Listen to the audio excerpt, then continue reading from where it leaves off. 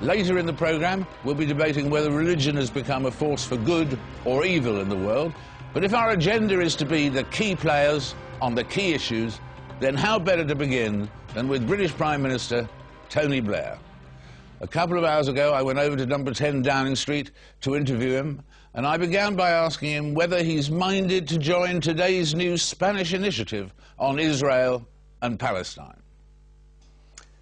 I'm in favour of anything that moves the process forward between Israel and Palestine. I think it's the single most important objective for us in terms of changing the whole atmosphere and climate in the Middle East. And obviously I've been working very hard with our American allies, but also with other Europeans to try and make sure we keep it at the top of the agenda. I think there are possibilities of progress, but we've got to make sure that we do everything that is within our possibility to change the situation there. Right. But will we join this bid or carry on separately? I mean, I haven't looked at the details of it, but I think that the key elements are those that, I mean, we've been working on and others have been working on all the way through, and so of course it's good to have everyone on the same page, but it's really about making sure that we make progress towards the two-state solution, that we get in place the right elements that allow us, for example, to get Corporal Shalit released, then get Palestinian prisoners released, that we get a national unity government in Palestine, that we manage to get into a situation where we're negotiating about the details of peace rather than looking at the appalling consequences of conflict. But whatever the EU can do with the Palestinians and so on, and they obviously can do something, isn't in fact progress, and this target you have for Middle East peace while you're in office, if possible, it all depends on the United States putting wholehearted pressure on Israel. Well, you're absolutely right in saying the role of the US is crucial, but you see, I think that both the United States and Israel will want to make progress, provided we can get a national unity government on the Palestinian side that is in line with the principles laid out by the United Nations, so that there's mutual recognition of an Israeli state and a Palestinian state.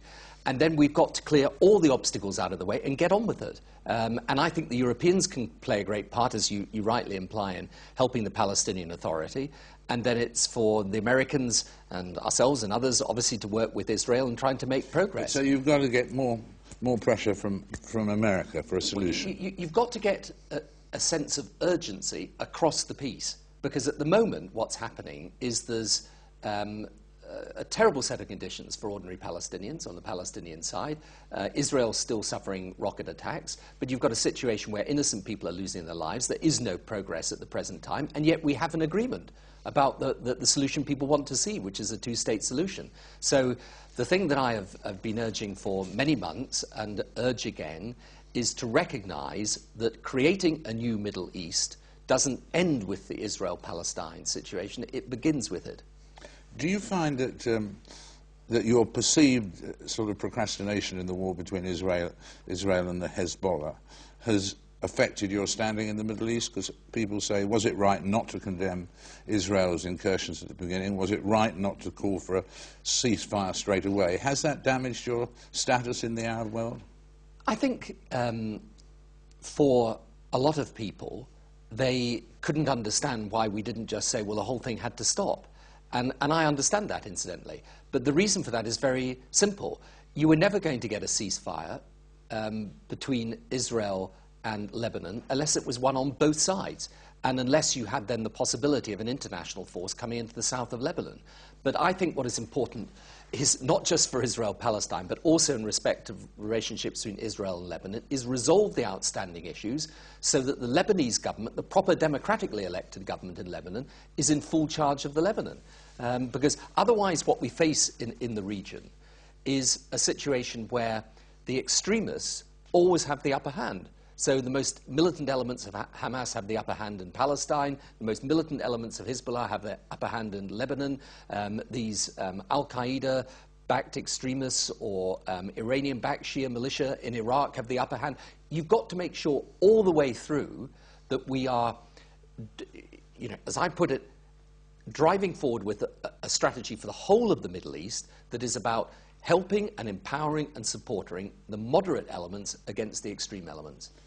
In terms of Iraq, Prime Minister, in the light of the latest figures, not just the lawlessness and so on, but the latest figures from the Iraqi health ministry, that the number of Iraqis who died is between 100,000 and 150,000 and so on.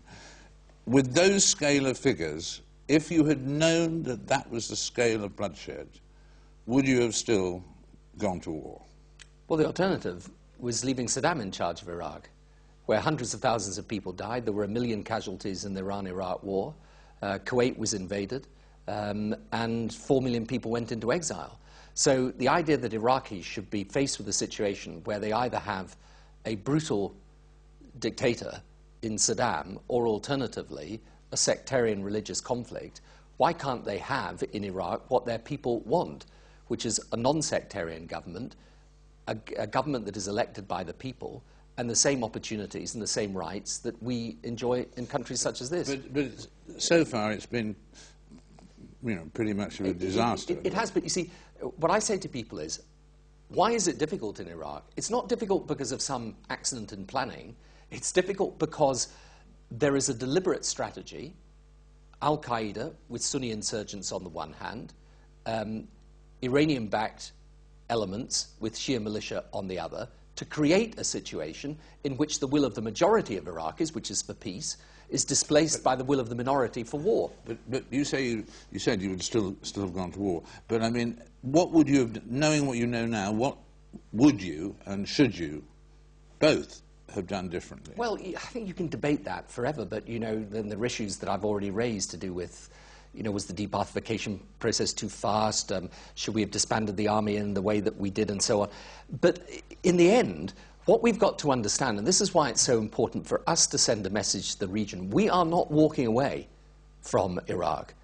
We will stay for as long as the government needs us to stay. So and the reason for that, let me just finish. The reason for that is that what is happening in Iraq, as in Afghanistan, as in elsewhere in parts of the Middle East, is a struggle between the decent majority of people who want to live in peace together and those who have an extreme and perverted and warped view of Islam who want to create war. And in those circumstances, our task has got to be to stand up for the moderates and the Democrats against the extremists and the sectarians. And they are testing our will at the moment. And our will has not to be found wanting. I mean, of course it's difficult. It's very difficult.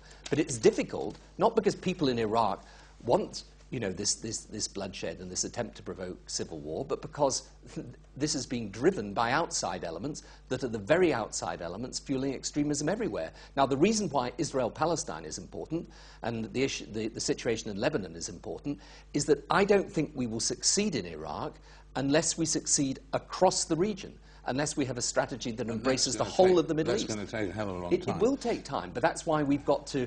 Look, the reason we are there, the reason this whole struggle came about was because there were a combination of elements that came out of the Middle East that ended up with the Al-Qaeda training camps in Afghanistan, that ended up finally with 9/11, that ended up with Madrid and London, as well as all the disruption and the terrorism all over the Middle East. And in the end, the answer to it is to recognize the roots of this are deep. It's a generational struggle. But if we walk away from it now, we will only have to confront it again later.